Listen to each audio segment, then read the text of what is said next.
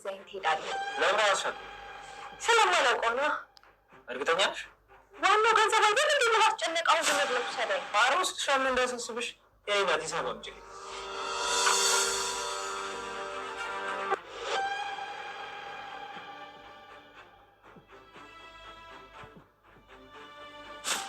እንዳዘነልሽ በምን አወቅሽ? ሁሉንም ነገር እያወቀ ነው ዝም ያለኝ። ጭራሽ ደግሞ ገንዘብ ሰጠኝ።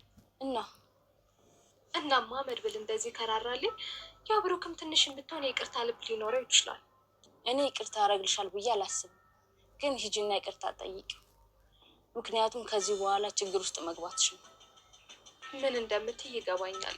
ማን ያውቃል ብሩክ ይቅርታ ያደርግልኝ ይሆናል። እንደ ድሯችን አንድ ቤት ውስጥ በፍቅር እንኖር ይሆናል። እንደ ድሮ ማለት ሚስቱ ነሽ ቅድስትን እየተሳደብሽ ምሳሌ ለመግደል እየሞከርሽ እንደዛ ምናምን ነው። አሁን እድሉን ባገኝ ለምሳሌ ራስ ጥሩ እናት ነው የምሆንላት። ለቅድስትስ ጥሩ አሰሪ ትሆኝላታለሽ? ለእሷ እንኳን አይመስለኝም። ከአንዳንድ ነበር ከዛ ቤት ማስወጣት። ለእኔ ግን ቅድስት ጀግና ናት። ያን ሁሉ ችላ አልፋ አንቺን ከቤት እንድትወጪ አስደርጋ አሁን ግን የቤት እመቤት ሆናለች። መድብልማ እኮ ብሩክ ሊያገባ ነው አለኝ፣ ግን እኔ አላመንኩትም። አውቀው ነው። ከምርሽ ነው አለኝ፣ ግን እኔን ለማናደድ ይመስለኛል። እኔ ግን አይመስለኝም። ቅድስትን ሊያገባት እንዳይሆን። ኧረ ጉድጓድ ያግባት። መቼም ማሜን አልልሽም። ካገባ በእርግጠኝነት ቅድስትን ነው የሚሆነው። ብትፈጭኝ ይሻልሻል። ሄደሽ ይቅርታ ጠይቂ። ካልሆነ ደግሞ መጀመሪያ በሷ አስጠይቂ።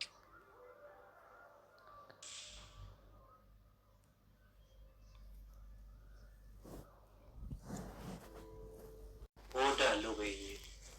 እኔ አንተ ኧረ ዝም ያለው ተደምሳል።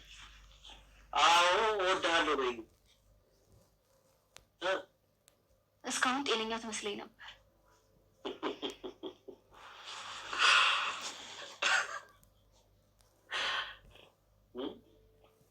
በሽተኛውን ጉብሽ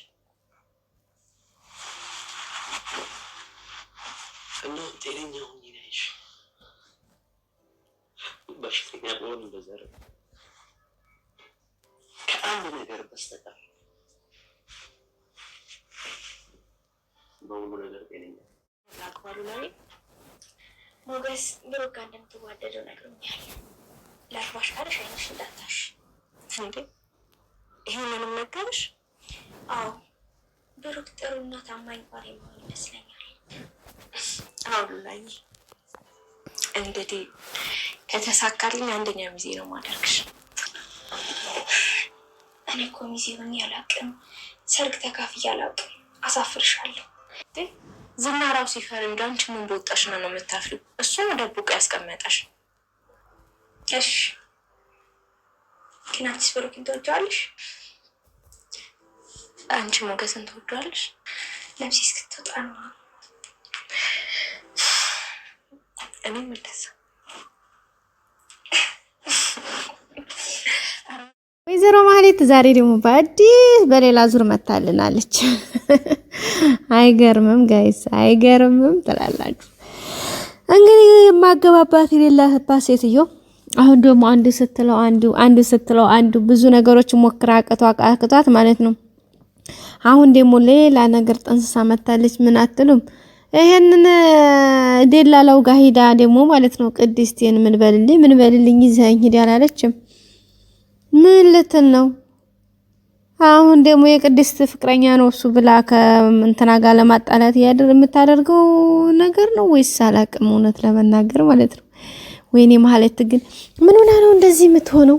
እንግዲህ ቤተሰቦቻችን በሚገርም ሁኔታ እንግዲህ ማህሌት አንዴ ሁለቴ ሶስቴ ብዙ ነገሮች ሞክራ አልሳካላትኝ ብሎ በቂታ ቁጭ ብላለች። በመጨረሻም እንግዲህ አሁን ደግሞ በቃ በዛ ብላውን ደግሞ ከብሩክ ጋር በይቅርታ ነገሮችን እንዴት ምን ማድረግ እንዳለባት እየፈተለች ትገኛለች።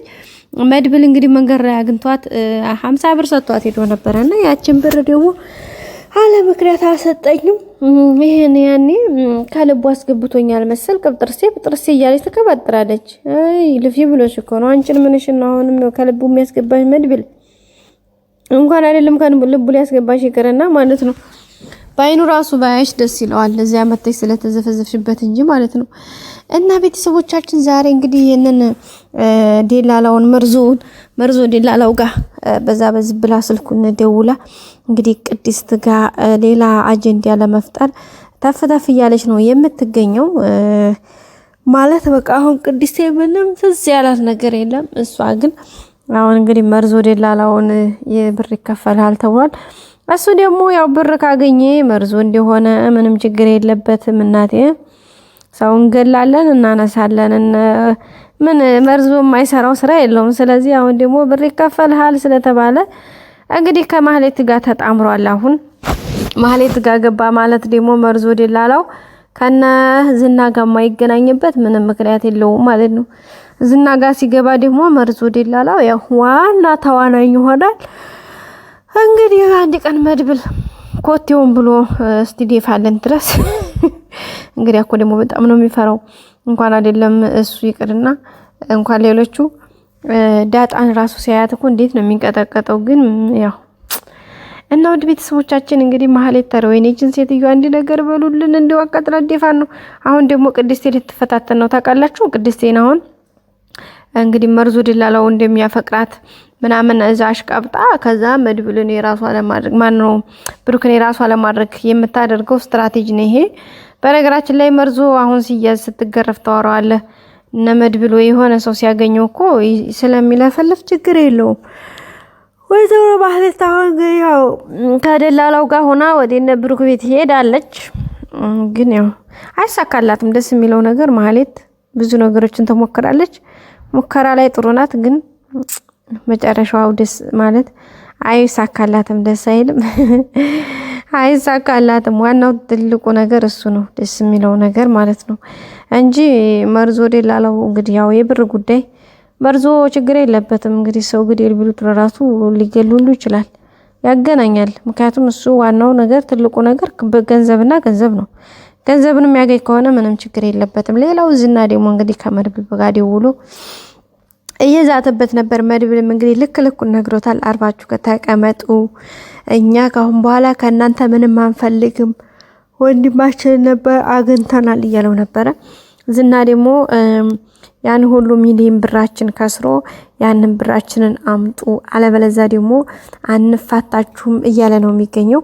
አለበለዛ ሌላ ነገር ታልክ ደግሞ አቶ ዝና እኛ ያለውን ነገር በሶሻል ሚዲያ በልካስታንት ብለን በሶሻል ሚዲያ እንለቀዋለን። ከዛ በኋላ ለፌደራል ፖሊስ አሳልፈን እንሰጣለን እንጂ ለዚህ ለአካባቢ ሚኒሻና ለሰፈር ፖሊስ ሰተን እኛ በብርም እየደለላችሁ እናንተ ለምታስቀምጧቸው ሰዎች አናደርግም እያለው ነበረ። እንግዲህ ዝና ደግሞ ሱንቶ እንግዲህ እናንተ መቀባጠር ነፍሳችሁ ነው እያለው ነበረ። መድብል ደግሞ እንደምንችልና ደግሞ ምን ያክል ስኬታማ እንዲሆን አይታችሁናል። ስለዚህ ካልፈልጋችሁ ደግሞ አሁንም እንጋፈጣችኋለን እያለው ነው። ውድ ቤተሰቦቻችን እንግዲህ ዝናም እንግዲህ ማስፈራሪያውን እየደረደረ ነው። ሌላ ዝና እንግዲህ ያችን ልጅ ሚስቴ ትሆኛለሽ፣ ቤት ይቀየርልሻል፣ ቅምጥ የሆነች ከእንግዲህ የኔ ነሽ ሉላ፣ ምክንያቱም ጠፍታለች እምቢ ብላኛለች። ስለዚህ አሁን በኋላ ያለሽው አንቺ ነሽ፣ ለኔ የምትሆኚ አንቺ ነሽ፣ ያችን በቃ ትቻታለሁኝ እያለ ይገኛል። ምክንያቱም ሉላን እንግዲህ ፈልጎ ብዙ ነገሮችን ሞክሮ በመጨረሻ ተስፋ ቆርጦ እንግዲህ ወደ ሌላ ሴት መድብል ማነው ዝና እያገበገመ ነው። እሱ ደግሞ ለዝና ሀሪፍ ነው፣ ማነው ለሉላ ማለት ነው፣ ይቅርታ ለሉላና ለነሞገስ ሀሪፍ ነው።